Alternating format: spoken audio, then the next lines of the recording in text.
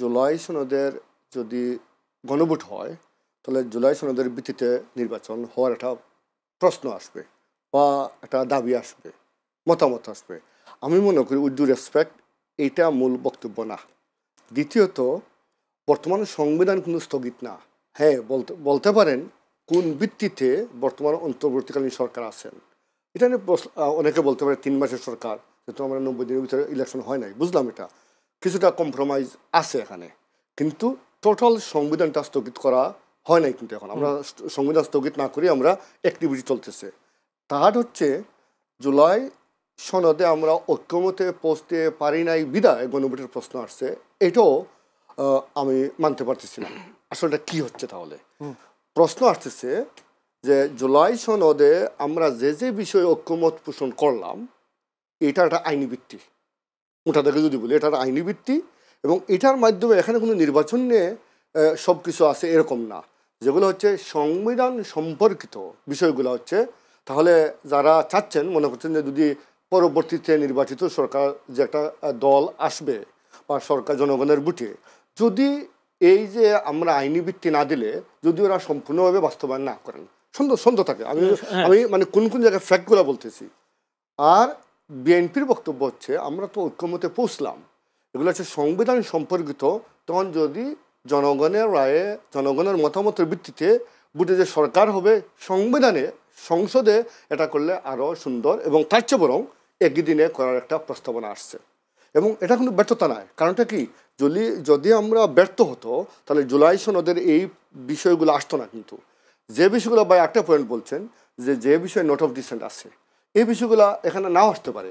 এখন এটা কিন্তু এখনও ফাইনাল হয় নাই কোন কোন পয়েন্ট গণভোটে দেওয়া হবে, এটাকে একটা সনদ আকারে দিয়ে বলা হবে এই সনদে আপনি একমত না, এভাবে হবে। এটা কিন্তু এখনো আসে নাই।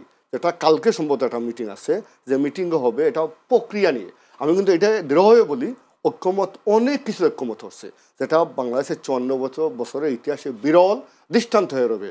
এবং একটা জিনিস বলি আপনাকে, এই যেমন নির্বাচন সম্পর্কিত কিছু বিধিবিধান যে সংস্কার কমিশনে আসছে, এগুলো কিন্তু সংশোধনী করতে কারো দ্বিমত নাই। আপনি জানেন আইন মন্ত্রণালয় থেকে 100-এর উপরে, যদি আমি ভুল বলে না থাকি, অধ্যাদেশ জারি করে অনেক কিছু সংস্কার কিন্তু হয়ে গেছে অলরেডি, যেখানে কারো কোনো দ্বিমত নাই, সবাই একমত। কোনগুলাতে, যেমন ধরেন 2 বারের বেশি একজন প্রধানমন্ত্রী এবং 10 বছরের অধিক হবে কিনা, এটাতে একমত হয়ে গেছে। শুধুমাত্র এখন যারা একেবারে কম, কিন্তু আমরা এটাকে, আপনি প্রথমে বলছেন এই যে দ্বিমত থাকবেই তো, এটাই তো সংসদ কেন হবে? সংসদ তো এরকম না আমরা একটা বললাম আর সবাই একসাথে বললাম হ্যাঁ, এটা না তো। সংসদের কাজই হচ্ছে এরা আইনি পর্যালোচনা করবেন, মত আসবে, দ্বিমত আসবে, সেখান থেকে একটা জিস্ট বের করে নিয়ে আসবো। এটাই তো রাজনীতি। আমরা এখান থেকে বিভিন্ন পলিসি নিয়ে কথা বলবো, আপনার এখান থেকে শার্টটা নিব, চোখলাটা ফেলে দিব, এইটা ডিবেট হবে। এই ডিবেটে আমাদের পেশেন্ট থাকতে হবে।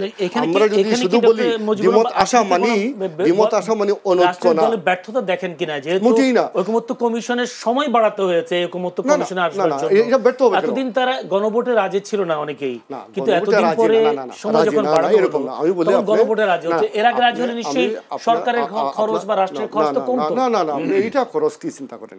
আপনার প্রতি সম্মান রেখে বলছি, এটা হচ্ছে এই যে বর্তমান সংস্কার বলেন, জুলাই গণঅভ্যুত্থান পরবর্তী বাংলাদেশে আমরা চিন্তা করি, স্বপ্ন দেখি, এটা আপনি মিডিয়া ব্যক্তিত্ব, মিডিয়া কর্মী, আমরা একজন রাজনৈতিক কর্মী, বাই হচ্ছেন একজন আইনজীবী অথবা সুশীল সমাজের প্রতিনিধি, অথবা এদেশের প্রতিটা সেক্টরের লোক, সবাই দায়িত্ব আছে। এটা শুধুমাত্র অন্তর্বর্তীকালীন সরকারের দায়িত্ব না, কোনো রাজনৈতিক দলের দায়িত্ব দিয়ে আমরা শেষ করবো না। হ্যাঁ, ওনারা যেহেতু ডিল করে বিদায় ওনারা ফ্রন্ট লাইনে আছে, আপনার আমার কাজ আছে, আমরা এটাকে নেগেটিভ বলবো না। অনেক এখানে বলবো আপনি রাষ্ট্রের টাকা হাজার 17 বিলিয়ন ডলার প্রতি বছর পাচার হলো, আপনার দেশের প্রতিবাদ শুধু রাজনৈতিক দল মানে কর্মীরা করছে, মানবাধিকার কর্মীরা করছে, বৈষম্যবিরোধী ছাত্র আন্দোলনের মানে ছাত্ররা করছে। এটা তো আপনার এই যে খরচ, এই খরচকে আমরা খরচ বলেন, বরং বলা উচিত 54 বছর পরে বাংলাদেশের প্রতিটা রাজনৈতিক দল, 30টা 40টা রাজনৈতিক দল একসাথে বসে কথা বলতে পারতেছে, কথা বলছে, যেটা আমরা মুঠা দাগে অনেক সময় মনে করি আমরা কি বলেন না, কেন আসবে না? আপনি কেন এটাকে না, আজকে জুলাই সনদ যে গণভোট যদি ইলেকশনের দিন হওয়া হবে নাকি আগে হবে, এটা এত বেশি পার্থক্য না, আপনি এটাকে এভাবে দেখলে হবে না। কারণ না অক্টোবর মাস চলো না না, এটা শুনে ঐক্যমতে আসলে না, আপনার মিডিয়া থেকে এটা প্রেশার রাখা ভালো, আমি বললাম আপনাকে। আর রাজনৈতিক দলও তার চিন্তা চেতনার মাধ্যমে এটা নিয়ে আসবে। আমি আবারও বলি একটা জিনিস, জুলাই সনদের ভিত্তিতে নির্বাচন এটা নিয়ে বিতর্ক না, কারণ জুলাই সনদের একটা আইনি ভিত্তি চাচ্ছে, বিএনপিও এটা থেকে যে আইনি ভিত্তি দিবে না এটা বলতেছে না, বলতেছে আমরা নির্বাচিত সংসদ আসলে আমরা আইনি ভিত্তি দিব। এবং এটা সম্ভবত আরেকটা প্রস্তাবনা আসছে, এটা তো কালকে পরশু আরো ফাইনালাইজ হবে যে একই দিন নির্বাচন করা যায় কিনা।